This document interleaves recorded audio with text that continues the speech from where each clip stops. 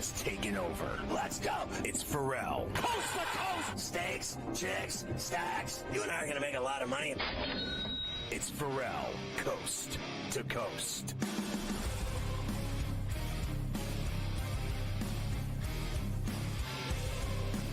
And we are back, hour number 2, Ferrall Coast to Coast, here on a Tuesday.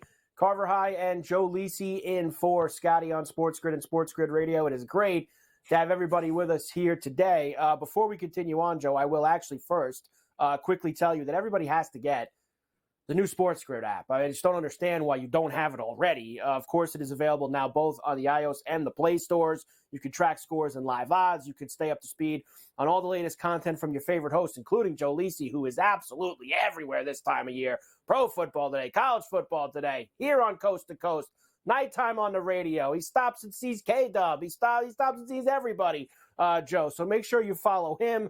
It is NFL. Joe hates when I do that. iOS and, of course, now the Play Store. It is smarter to be on SportsGrid. Go to sportsgrid.com/watch to catch all the network and see all the platforms that you can find us on. Come on, Joe. It's true. Gotta it's be true, my Joe. agent. You gotta be my You're agent. everywhere, You love baby. me so much. I know. Come This on. is your time of the year. I mean, we got national champs, and you got to get it all in, because what everybody also doesn't understand is that when this game ends on Monday night, and he's got a couple weeks of NFL left, so it fills the void maybe for another month. But Joe gets into it's a tough stretch for him. Like when the college football season ends, Joe's sad. He just is. Like, he needs to find other things to fill his time. He's got, he's tracking when all these teams are having their spring games. He's waiting for the first conference odds to come out, the first win totals to come out. He's immediately on the next year, working on the preview. So I know, Joe, that this is tough for you, that there's less than a week, one game left in the college football season. Well, thanks, Carver. Thanks for really crushing down all my hopes and dreams as it relates to the college football season. You took away everything that was pure about the game. 12-team playoff next year, rivalry games, everything out the window. You smashed it. You smashed it down. You hit me over the head with an anvil. So you're happy, I'm not. And I tell you what, though, and I know we're going to get it up, seeing Nick Saban a little somber, in a college football playoff type of setting, that brings a smile to my face a little bit. It kind of does. This is the last thing I'll give you from the Alabama-Michigan game. Then we're going to talk about Texas-Washington first. We welcome in all of our radio affiliates for Coast to Coast on a Tuesday. Carver High and Joe Lisi in for Scotty. SportsGrid Radio, Sirius XM, Channel 159. And, of course, Sports Byline. Great to have you with us. Here is Nick afterwards. Joe, he was so proud of his team. He really didn't think that they'd get this far, but they improved so much during the year. So sad to see Nick Saban not win another national championship. Here he is. Obviously, we're very disappointed about the outcome of the game. I don't think we played great in the first half, but I was really, really proud of the way our players played in the second half. We just didn't finish the last 4 minutes of the game like we'd like to, and we're all very disappointed, and the players are disappointed as well. But one thing that I told them in the locker room after the game, this is one of the most amazing seasons in Alabama football history in terms of where this team came from, what they were able to accomplish, and what they were able to do, winning the SEC championship, and really, really proud of this group. And I just wish that I could have done more as a coach to help them be successful and help them finish. And all we can do now is learn from the lessons that sometimes failings bring to us. Yeah, I learned my lesson, Joe. I know that. First of all, he could say all that nonsense that he wants, Joe. You know this as much as I do. When you're the Alabama football team, Alabama Crimson Tide, especially since Nick Saban has been there, or more specifically since Nick Saban has been there, because they sucked before he was there for about 15, 20 years. They needed Nick back to become Alabama football again. But since he's been there, there's only one thing that matters, Joe, and that's winning a national championship. So he could say how proud he is and what a great job by them fighting back. It's just like the Yankees in baseball. It's like the Cowboys in the NFL. It's like, Cowboys haven't won it forever, but still, I know Jerry wants it to be that way. If you don't win the whole thing, Joe, it's a failure. And if Alabama don't win the whole thing, especially when they're in the college football playoff, it's a failure, Joe. That's just plain and simple. That's how it goes.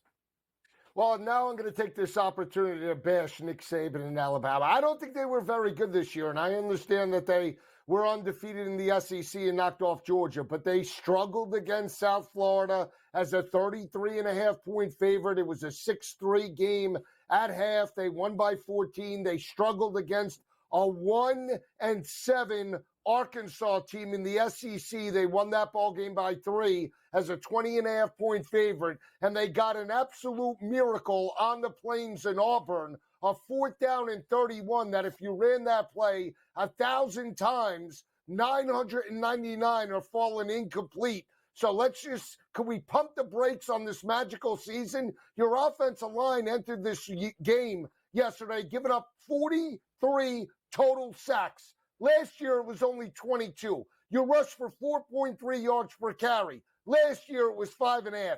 This was not that good of a football team. And putting Jalen Milroe in the same conversation as Bryce Young, a quarterback that threw 80 touchdowns and completed 70% of his passes and threw for over 8,000 yards in his college career, is absolutely asinine. That's all I'm going to say.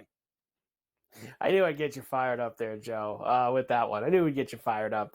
So Alabama go. And, of course, it's the one time I backed them, too. I always go after Alabama every year. I'm trying to take Alabama down. And sure enough, the year that I got myself a couple of juicy Alabama tickets, they go, Joe, and they give me the business in the college football playoff. The second game, Joe, we haven't discussed it yet. And, honestly, I mean, it was just as good as the first one. Sugar Bowl, Washington beating Texas 37-31. Just like the other first game, Joe, the second game somehow, amazingly, because of Kalen DeBoer and the Washington Huskies, was down to the last play, but Washington got it done on ESPN. To advance to the national championship game. Ewers lobs it up, and it is incomplete. Intended for Mitchell. Elijah Jackson had the coverage. Washington hangs on and wins the All-State Sugar Bowl in the college football playoff semifinal.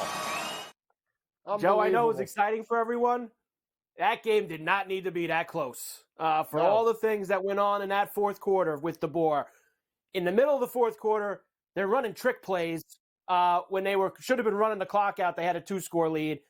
Why he put the injured kid out there on third down to run the football and basically obviously gave them a free timeout. Why he wasn't taking a knee to begin with if he was just going to punt the football. DeBoer almost cost him that game, Joe. He did, and I'll just say this. The biggest thing for me is that Mitchell and Worthy for Texas were non-existent for basically 3.5 quarters.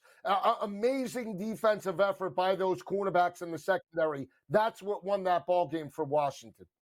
No doubt. And let's also say Penix was ridiculous. And Penix, too. Penix was great. I'm talking 430-plus yards that he threw for. But we expected that, right? We just didn't expect yours to struggle as much. No, we did not. All right, we'll come back, Joe. I want to give you the numbers for Michigan and Washington Monday night in Houston, national championship game. Ferrall Coast to Coast, we're back after this.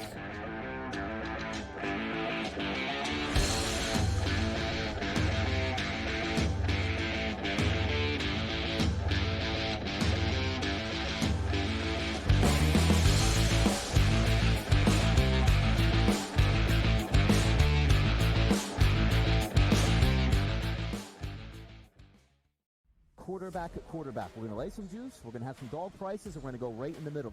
Because I don't know what they're doing. To me, they're in a complete rebuild, Kev. Go run, run, run. That's where overbackers on this 51.5 shot. Right now, he's a little bit more over money, but it's hovering right around. The winner of this game will be the division favorite. I don't care if they win, because all we care about is the money, baby, the money. Pro Football Today. It's smarter to be on SportsGrid. The Bostonian versus the book. 56% is really good. Anything close to 60 is retirement level stuff. So there's way more people on the lower side of that. You have to learn how to manage that. This is a game of give and take. I mean, or come in quick and hit them and get out. The Bostonian versus the book. we spent all offseason where the NFL said, hey, just so you guys know, running backs don't matter. If we then this year give the MVP to a running back, the irony. I am disappointed that they lost to FAU because secretly I don't really like this FAU team very much. I don't know. They're just not for me. And now they've completely legitimized the Owls. Game time decisions. Only on SportsGrid. It was Brock Purdy as a hefty odds-on favorite, nearing $2 ahead of the marquee matchup on Christmas night out in Santa Clara between the 49ers and the Ravens. You know, Lamar Jackson, I know everybody says Christian McCaffrey, he does everything. It sets the offense up and all that. All of it's true. But Lamar Jackson sets the football team up, not just the offense, everybody. The early line. Only on SportsGrid. SportsGrid. Your 24/7 sports wagering network. Fantasy sports today. They were saying there's no way he could not possibly do this. He won't hold out. Pro League Soccer powered by Marca. Scoring teams in the league. They have 80 goals so far. College football today. The Hawks team total in the first half is 0.5. Pro football today. Interesting props in this game, but I would be cautious laying this number here with the Houston Texans. In-game live all access. In the NFC in terms of these wild cards and in terms of the playoff picture. In-game live, prime time. Rich, I don't know, man. This has just been one of those games that doesn't make a lick of sense. In-game live, overtime. You want to give you over 3-1 on a pretty good team. It's hard not to take some flyers. Football full circle. Well, NFL officials stink. They always will stink, and they'll always ruin the game. Yeah, that's just part of what it is. It's smarter to be on SportsGrid.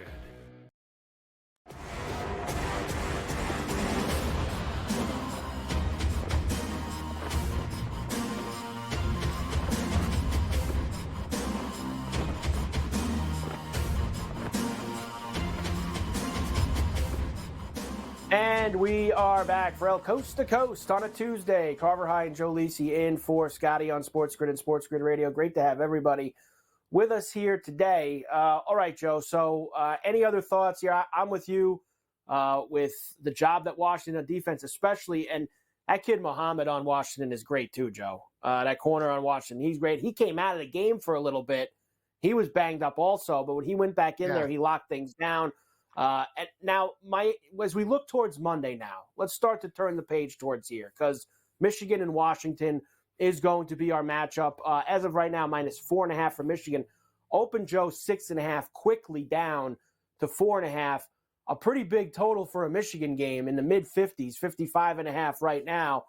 Can that Washington defense, which was so good against Texas last night, have a similar performance, but it's going to be more run-focused, Joe, right, than pass-focused against Michigan on Monday night? Yeah, that's the concern, Carver, because Muhammad and those corners can lock down, I believe, Roman Wilson and Cornelius Johnson, right? They can play man-to-man coverage and they can blitz. The problem is going to be, and if you watch that game, C.J. Baxter in Texas had chunks of yards. I believe they averaged, 7 yards per rush yesterday?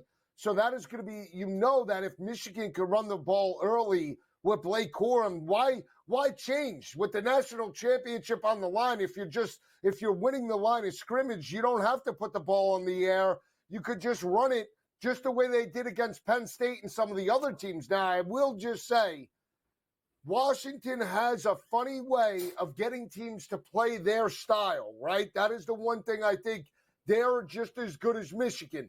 Michigan not as dominant running the football this year as they were last year. Last year, 8 times over 200. This year, prior to last night, only 3 games over 200. It's been more the passing attack. So we'll see how this plays out. I still lean to the better quarterback, and to me, that's Penix. I'll take him in a slight upset. Yeah, I'm with you, Joe.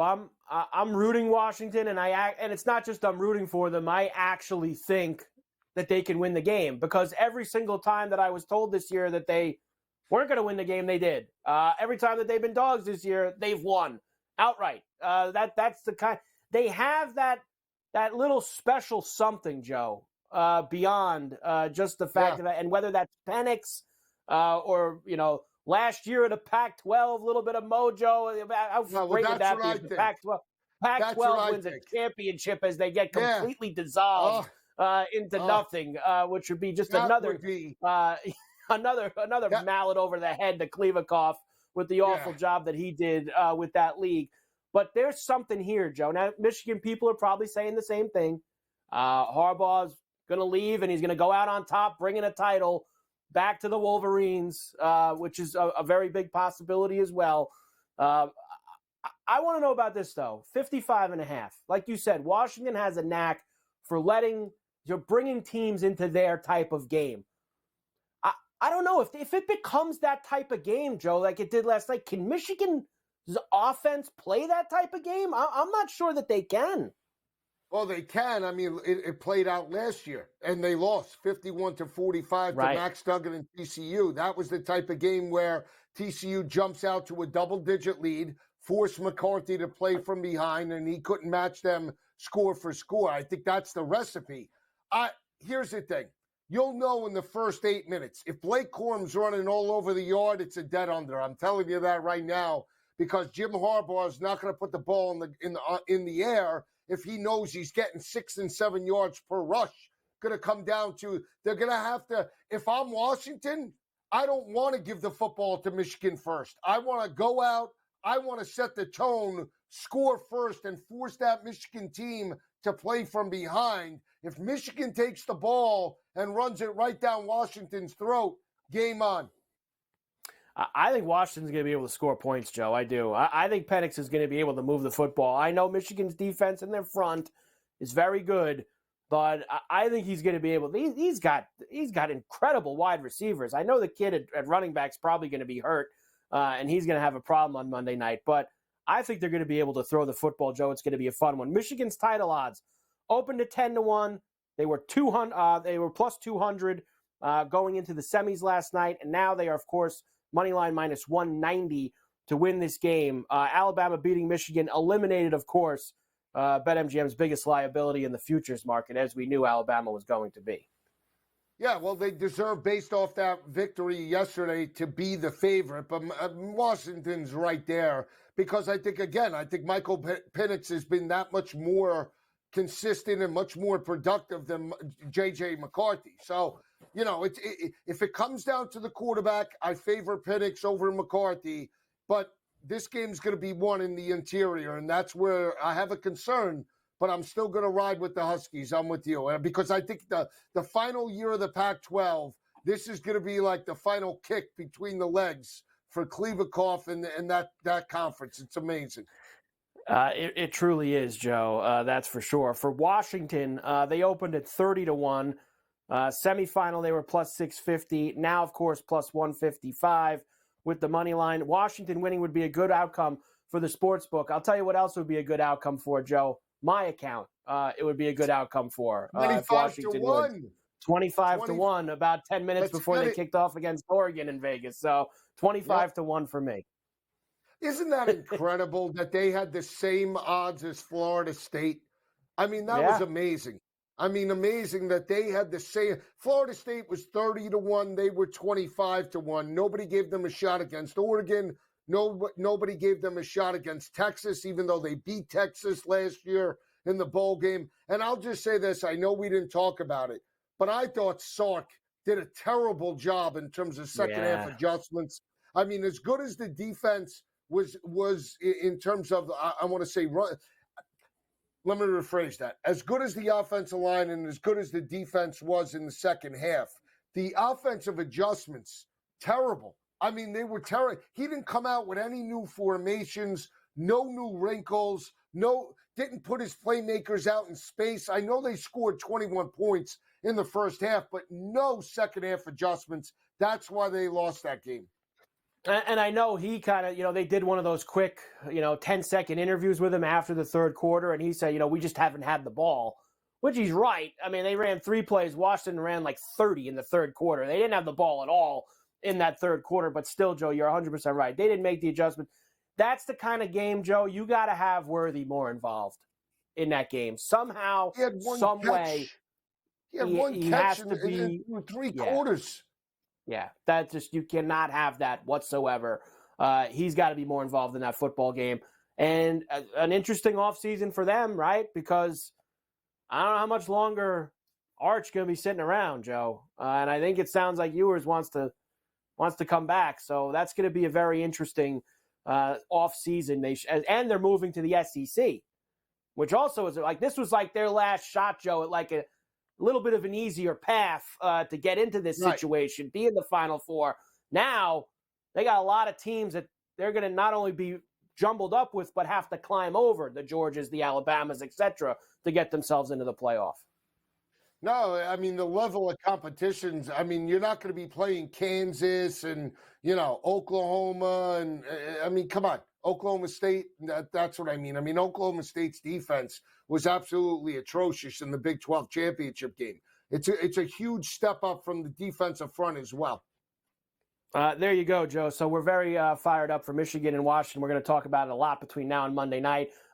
Later on, Joe, after I talk to Davis, we'll start to get into the NFL because we haven't talked at all about anything that happened over this past weekend as we get ready for the final week of the regular season coming up on Saturday and Sunday, highlighted by a big one down in Miami between the Bills and the Dolphins for the AFC East crown on Sunday night. Going to be a lot of fun. So we will do that later this hour, Joe. We'll come back. We'll get Davis for the Lion's Share. Ferrall Coast to Coast on a Tuesday. Carver High and Joe for Scotty. We're back on the grid right after this.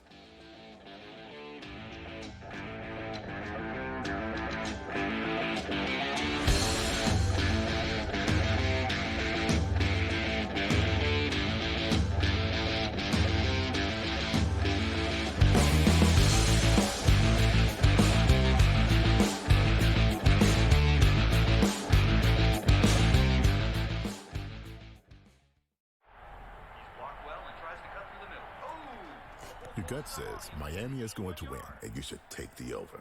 Your gut also said your NFT selfies would only go up in value. They didn't. But your head is on SportsGrid and knows the QB is in concussion protocol. The backup has a 45 QBR against the zone coverage. The New York D has the most sacks in the league. So yeah, trust your head. It's smarter to be on SportsGrid.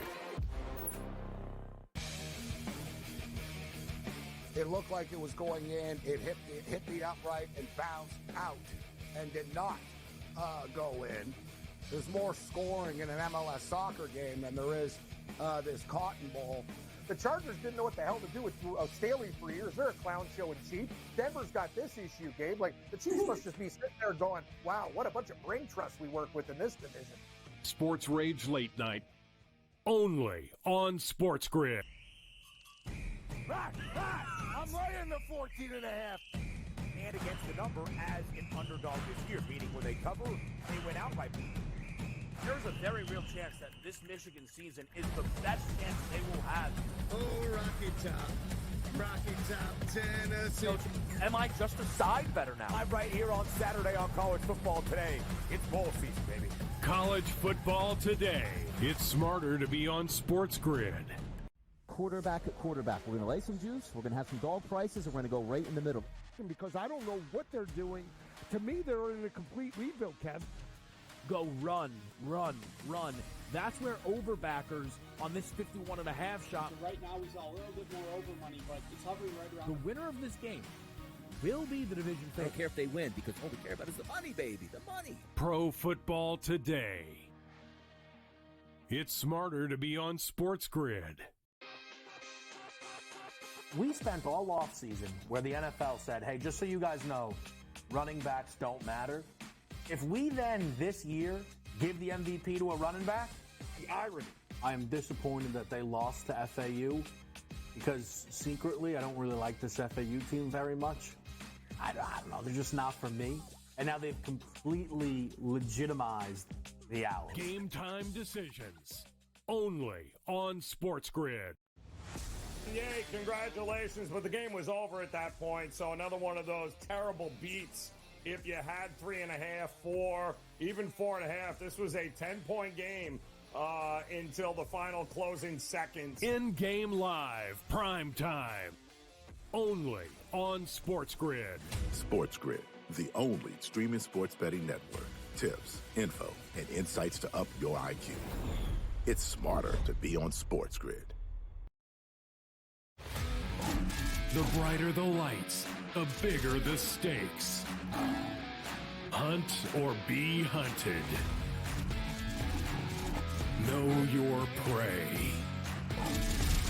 This is a whole new jungle. This is The Lion's Share. Brought to you by BetMGM.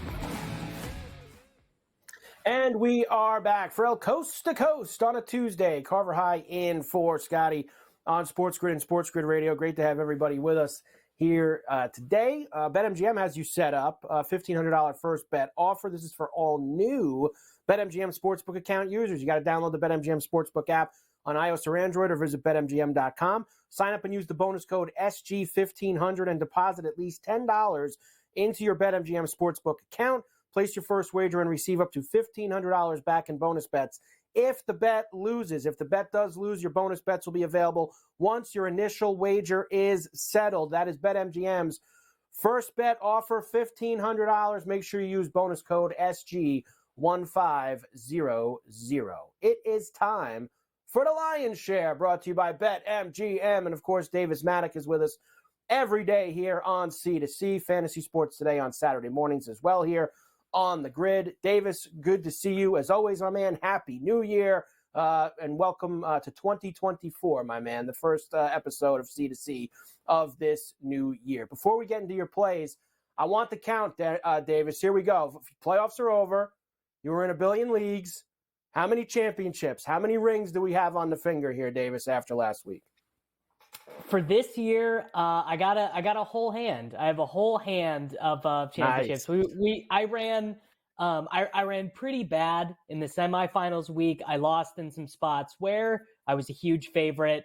Didn't get as many teams to the best ball finals as I wanted. But as unlucky as I got in the semifinals week, now that I'm thinking about it, I don't think I lost a championship game. I think every championship game I was in, I won. So, look, we will definitely take that. We're going to pad the coffers a little bit.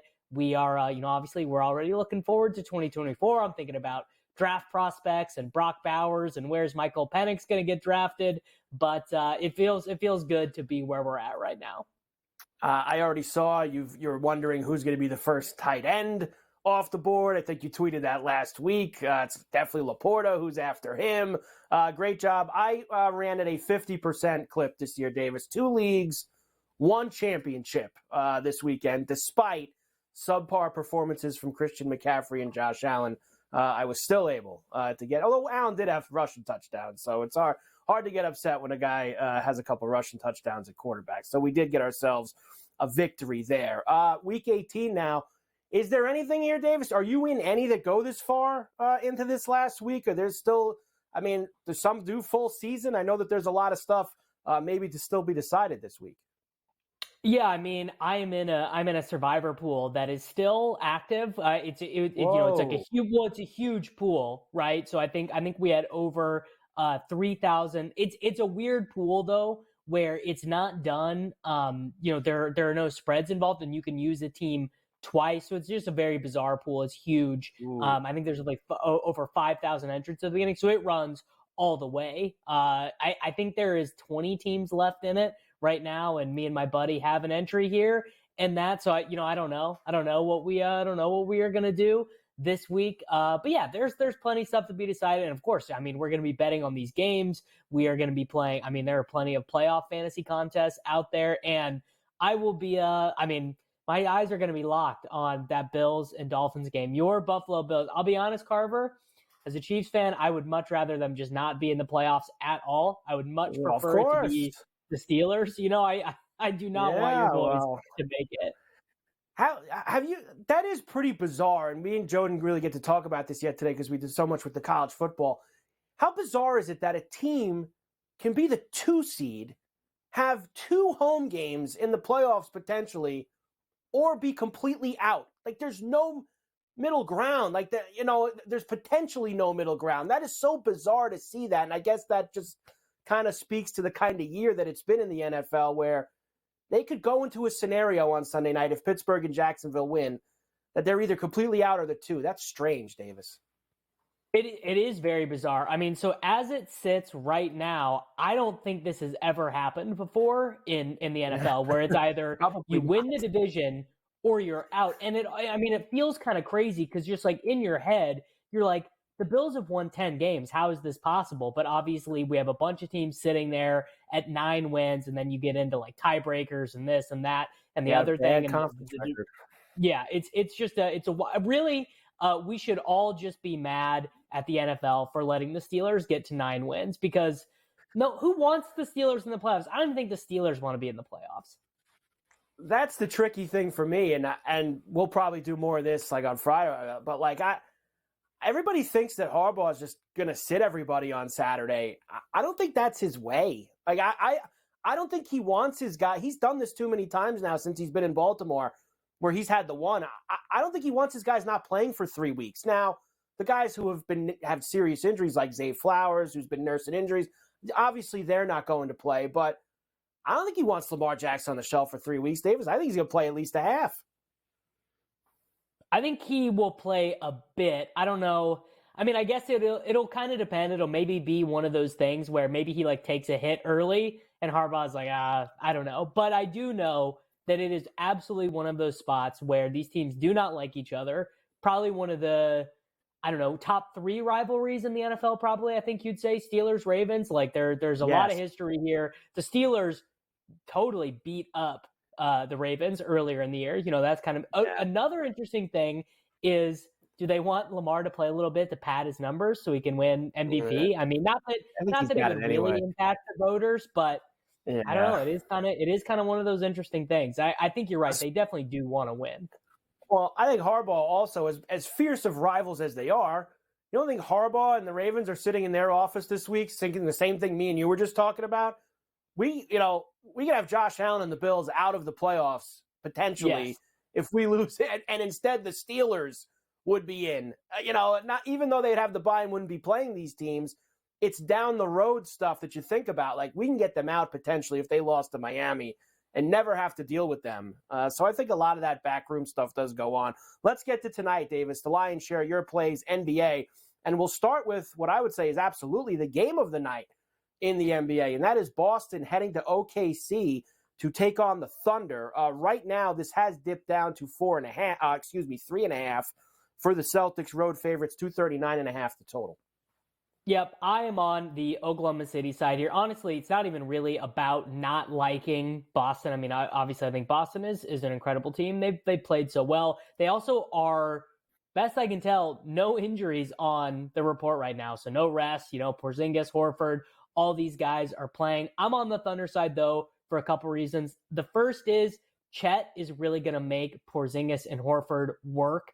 And that, I think that is the one way that you can kind of disrupt the Celtics on defense, is when it's not about getting the size mismatch, but it is about getting Porzingis and Horford out of the spots that they like to be at on defense. And then obviously, I mean, Shea right now is like a legitimate chance to win the MVP. And something I've noticed is I think the market's just a little bit slow to realize, like, the Thunder are like the 3rd best team in the NBA, and kind of every night I look at their lines and I'm like, the market doesn't seem to really be capitalizing on this. Like, they're just like, I mean, this is a team that is playing, they're 22-9. Like, their offense is so good. I don't know, man. I'm on the Thunder here. The Hornets have been on the West Coast since Christmas. I'm not kidding. They've been on the West Coast since Christmas. They're still there. They're in Sacramento tonight against the Kings. This was 16.5 earlier, down to 15.5 now. 231.5 is the total for the Hornets in Sacramento. Okay, the Hornets are terrible. Like, let's make no bones about it. They're really bad. They don't have LaMelo Ball. They don't have Nick Richards, so their best starting center. But 15.5 in an NBA game. I mean, it's just like, for a line to be set this way, I would have to think the Hornets were like the other night, we took the Pistons here on the show. I said, come on, 19.5 points. This is an NBA game. These are professional players. Like, a 10-point loss is still a loss in the standings. I really don't have any logic other than the Hornets are not this bad and the Kings are not that good. I mean, again, it's not, this is like, and I think the Kings will really try. Like, I don't think it's like that, and they're fully healthy, but the Kings are not even a top 5 team in the NBA. This is maybe not even a bottom 5 team in the NBA. 15.5 is just a lot. It is a lot of points. The Magic, who are one of the better stories in the NBA, 19-13 so far this year, they are out west in Golden State against the Warriors. They're catching 3.5 tonight at the Chase. They are catching 3.5. I love the Magic side here. I think this is a really bad matchup for the Warriors because it's a very good defensive team. And the Warriors, 15-17. The Warriors, like Curry is not even having the best year of his career. Clay can't shoot. These young guys, Moody and Kuminga, they're not able to initiate the offense at all. But I think what the Magic do on offense, uniquely bad for the Warriors because they don't have their best defensive player right now, and Wiggins can't rebound. So I kind of think how big the Magic are is going to really cause them some problems. So I'm on the Magic plus 3.5 here. And finally, the Spurs are in Memphis against the Grizzlies tonight, who, of course, have been a lot better since Ja has gotten back in the lineup. If you liked the under this morning, Davis, at 234, I'm sure you like it even more now at 236.5. I do like it even more. I mean, I get what the market is saying here. Like the Spurs, not good defense. The Grizzlies are playing way better. But the Spurs are better on defense than they are on offense. The same is true for the Grizzlies. I just don't. Again, I mean, kind of like the Hornets. I think this is just like 2 or 3 points too high. So we are shading on the under here. Davis, tremendous stuff as always. Let's cash some tickets here tonight in the NBA. And we will see you back here tomorrow on the Lion's Share, brought to you by BetMGM. Ferrall Coast to Coast. We will come back. We got a lot more to do. Keep rolling on the grid right after this.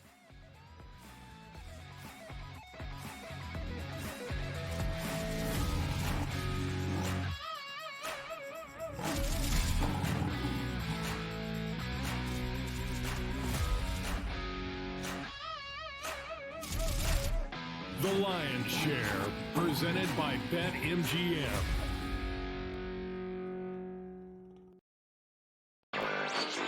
One of the first states to legalize sports betting, and finally, quietly, legalizing the online portion, and that, of course, is Delaware. Delaware offered parlay cards through their lottery for years, and the local retailers didn't want to lose that money. They didn't want to lose the guys that were coming in to fill out those parlay cards, and they're buying some beef jerky and chips on the way out of the store as well. Newswire, only on SportsGrid. Your gut says Miami is going to win, and you should take the over. Your gut also said your NFT selfies would only go up in value. They didn't. But your head is on SportsGrid and knows the QB is in concussion protocol. The backup has a 45 QBR against the zone coverage. The New York D has the most sacks in the league. So yeah, trust your head. It's smarter to be on SportsGrid. Quarterback at quarterback. We're going to lay some juice. We're going to have some dog prices, and we're going to go right in the middle. Because I don't know what they're doing. To me, they're in a complete rebuild, Kev. Go run, run, run. That's where overbackers on this 51.5 shot. So right now, we saw a little bit more over money, but it's hovering right around. The winner of this game will be the division I don't care if they win because all we care about is the money, baby, the money. Pro football today. It's smarter to be on SportsGrid. I'm laying the 14.5.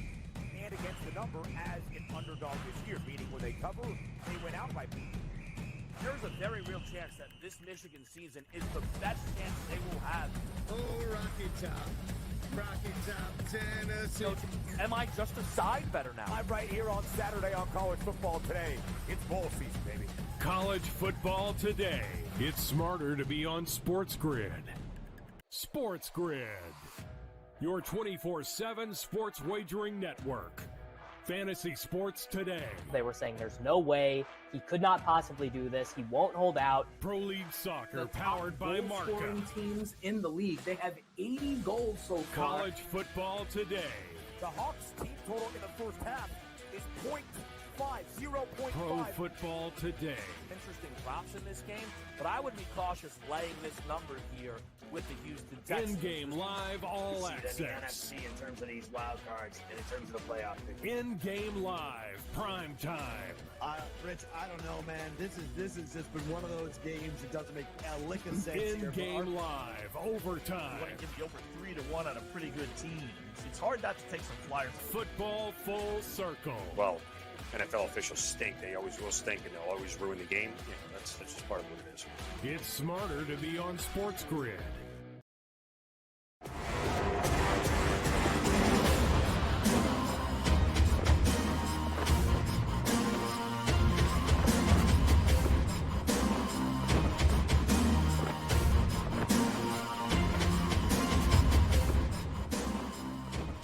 And we are back for El Coast to Coast on a Tuesday. Carver High and Joe Lisi in for Scotty on SportsGrid and SportsGrid Radio.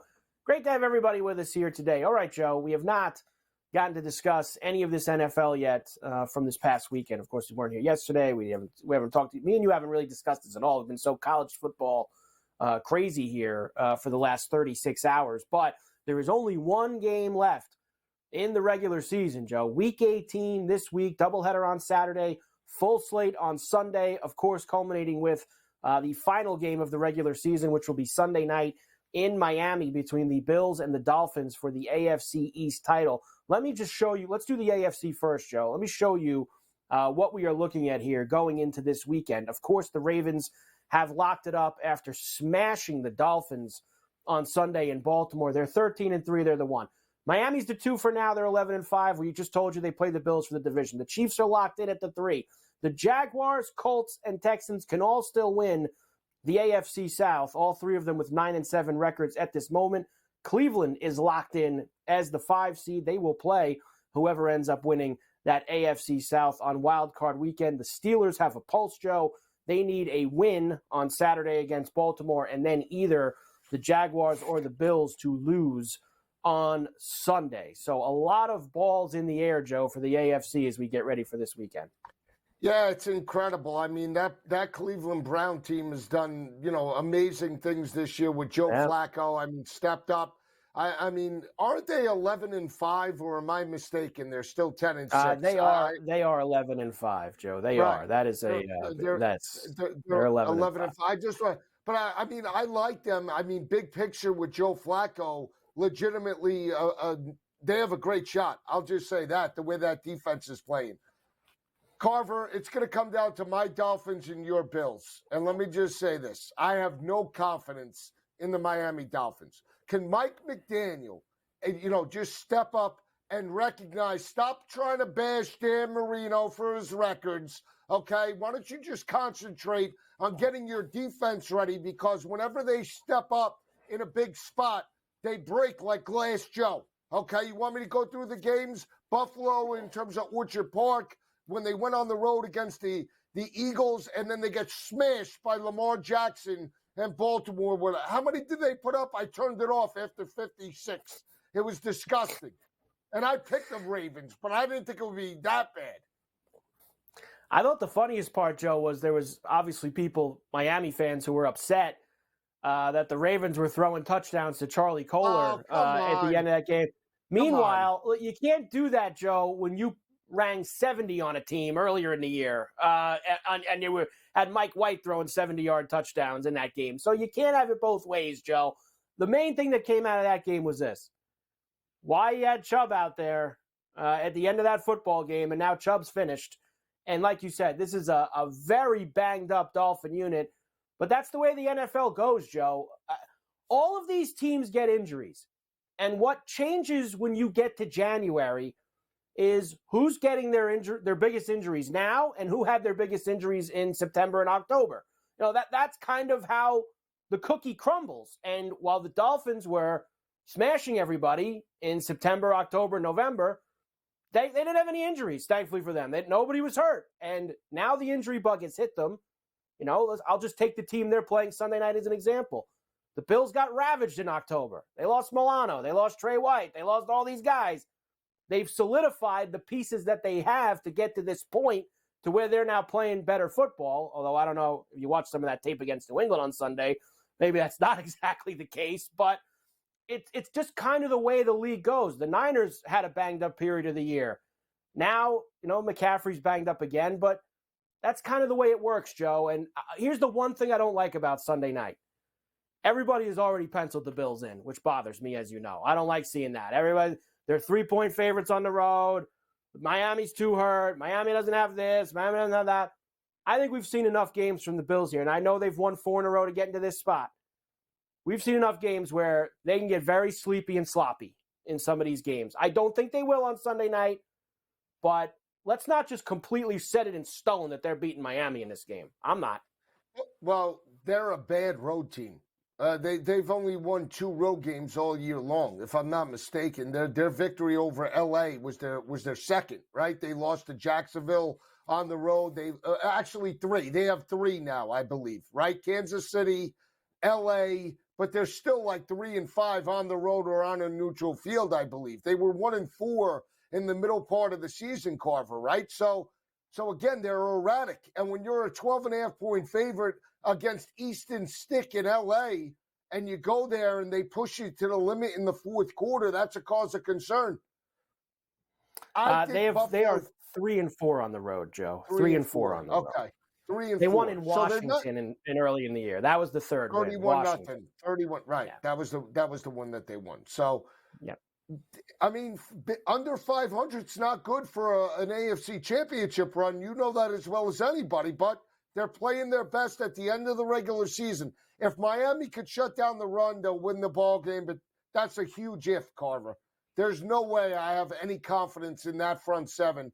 I think it's a huge performance by Josh Allen on the ground, and James Cook probably goes for $160.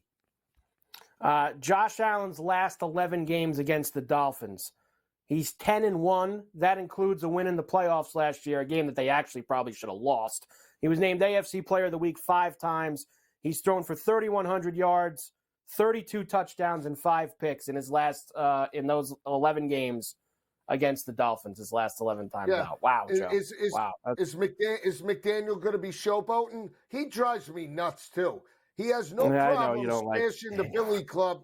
No, because he beats up on mediocre competition. He's bashing Dan Marino, a guy that cared less about records and more about wins and losses. And why don't you step up and get your defense ready, guy? How about that?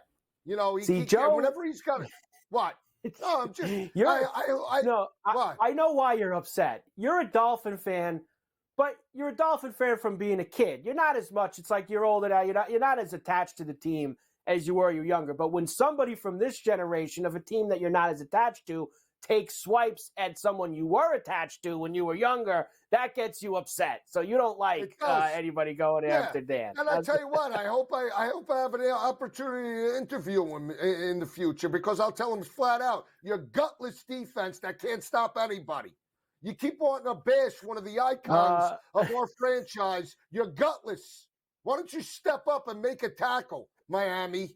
I'm sure Dan found that all in fun. Dan was all fun with that, Joe. He did not care. Ravens, hey, Dan, we're going to go after your records, Dan. Ravens are plus 140 to win the AFC. The Bills are actually the second choice, Joe. And the amazing part about the Bills is me and Davis were talking about it, and Gabriel, they can win the division and be the 2 seed, or they can not even be in the playoffs by the time this is over on Sunday night. Yet they're the second choice right now to win the AFC. I mean, there's got to be a sense of urgency from the Buffalo Bills on the road. The question is this an under or an over? That is the question. I like the Bills, but is it an under or an over because they just look to grind down Miami? I think that you just said it. I think if you look at what the Bills have done over this 5-game stretch, 6-game stretch, I know they've won 4 in a row, Joe, but you attach that Eagle game that they lost in Philly in overtime, which was a crazy game. They have established the run and established some grinding it down. And I think that the Miami defense might be a little ripe for that, Joe, on Sunday night. And I think that includes Allen with his legs too. I think you'll see Allen running. I think you'll see Cook running. I think that that's the kind of offense they're going to bring. And it probably is going to be an under, Joe. It's going to be an under. Lat Murray? We see a little old man Lat Murray? You gonna go get him for what? Plus 425 for an anytime? You gonna get in there for Murray for a touchdown coming up this week? I tell you what I will do. Dawson Knox is due for a red zone opportunity. You and Dawson Knox, you love going. You know, money burn this year, Joe. Money burn. NFC side. We'll get into talk more about that game later. NFC side, Joe. The Niners wrapped up the 1. They are in great shape now because of, and this seems like it was a month ago, but it was only last Saturday. Because of the insane ending to the Cowboy-Lion game on Saturday night and the Eagles losing to Arizona at home on Sunday, the Cowboys can now win the NFC East and be the 2 with a win over Washington on Sunday. So that is huge for them because, as we know, Joe, Cowboys, much different team at Jerry's World and when they hit the road. So potentially 2 home games for them if they could beat Washington coming up this week. The Lions will be the 3. Tampa, New Orleans, and Atlanta all technically could still win the NFC South. I'll keep it real simple for you, Joe. Do you think there's any way that Tampa loses in Carolina on Sunday? I think it's possible. I think Carolina plays. Wow, here we go.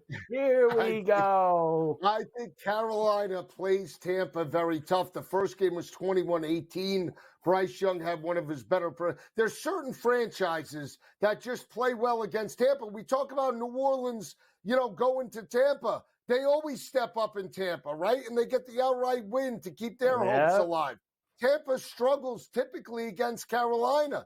So didn't Carolina beat him there last year with Brady? Didn't Brady lose in Carolina last year? That was a crazy game too. I feel like they ran all over him, right? Wasn't that 21-7 or something? Something like they blinked. He had like 180 passing yards in that ball game.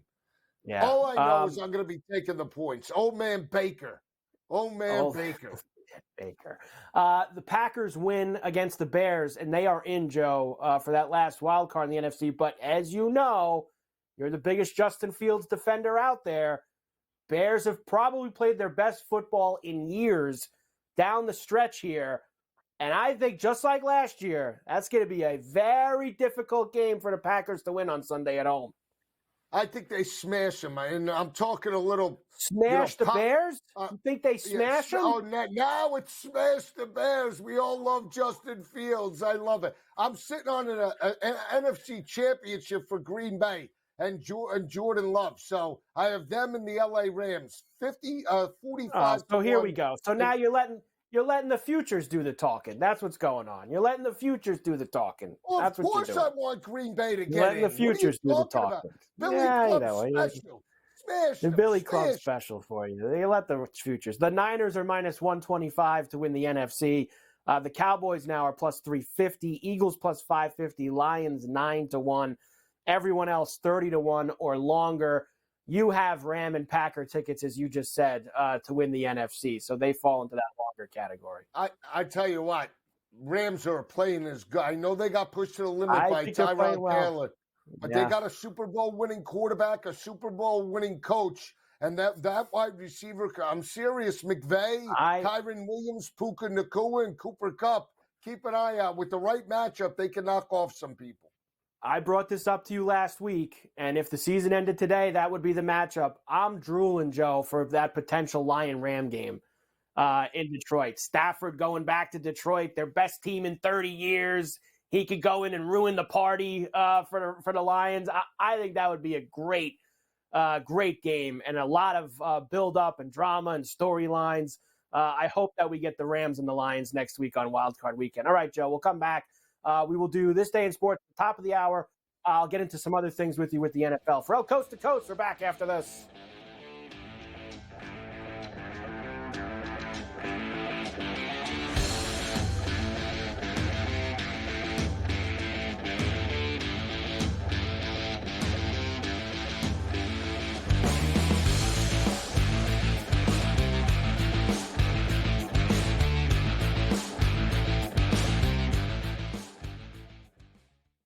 Quarterback at quarterback. We're going to lay some juice. We're going to have some dog prices, and we're going to go right in the middle.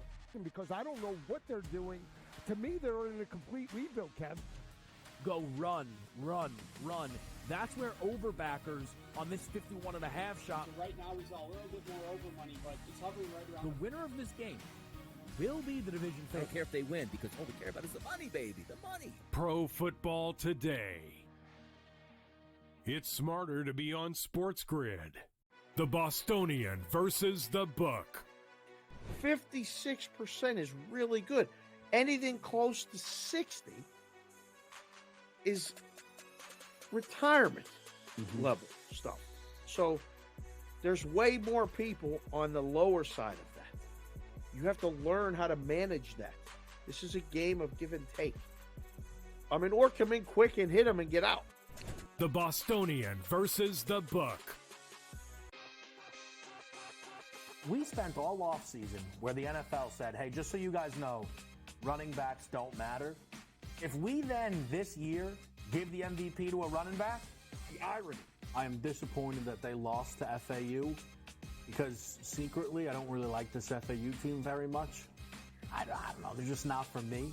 And now they've completely legitimized the Owls. Game time decisions. Only on SportsGrid.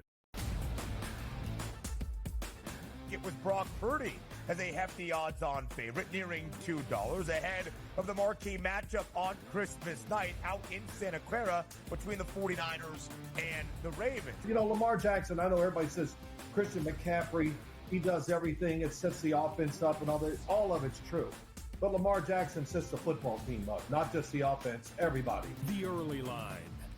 Only on SportsGrid. SportsGrid. Your 24/7 sports wagering network.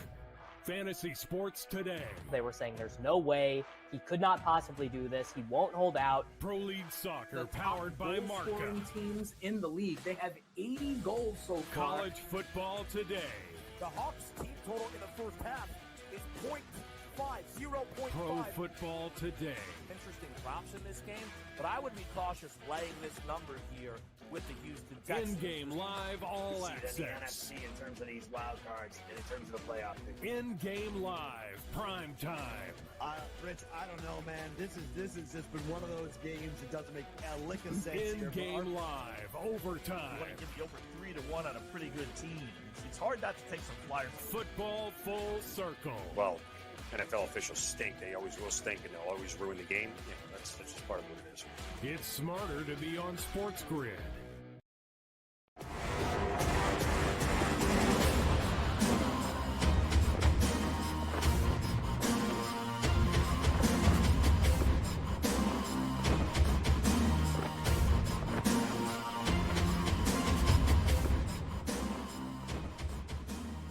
And we are back, Ferrall, coast to coast on a Tuesday. Carver High and Joe Lisi in for Scotty on SportsGrid and SportsGrid Radio. It is time for this day in Carver High history. Lots of college football for you today, Joe. First, 1966, final NFL championship before the Super Bowl era. Green Bay beat Cleveland 23-12. Also the first game that was broadcast in color, believe it or not, Joe. Fun fact for you there. 1984. The 50th anniversary of the Orange Bowl. Miami beat Nebraska 31-30. Joe had the under that day. How do you have the under in that game, Joe? Miami and Nebraska back in 84. 50th anniversary of the Orange Bowl. Turner Gill. Mike Rozier. 1986. Mike Bossy scores his 499th and his 500th career goals. Absolute legend. 1989, Notre Dame beats West Virginia 34-21 at the Fiesta Bowl to get Lou Holtz, what, Joe? The national championship in South Bend. It hasn't been there since. Right, Joe? Hasn't been there since 89 national championship for Lou Holtz that year. 1995, Kajana Carter runs all over the Oregon Ducks. Penn State beats Oregon at the Rose Bowl, 38-20. 2009, the 75th version of the Sugar Bowl, Joe. Utah beat Alabama 31-17. Joe had Utah on the money line that day as they were dogs. Urban, who had that? Who was that? That was now that Alex was the year, Smith. Joe. Who was the quarterback? That was the Alex Smith year, right? Alex Smith and then Notre Dame Major Harris with Anthony Johnson and your guy Tony Rice. Come on. That's it. And 1 year ago today, Joe, believe it or not, one of the scariest moments we ever saw, of course, Damar Hamlin, 1 year ago tonight was when he passed out in Cincinnati, that Bills-Bengals game. Thankfully, Hamlin doing great, going to win the Comeback Player of the Year in the NFL this year. Coast to coast, another hour to go. Back after this.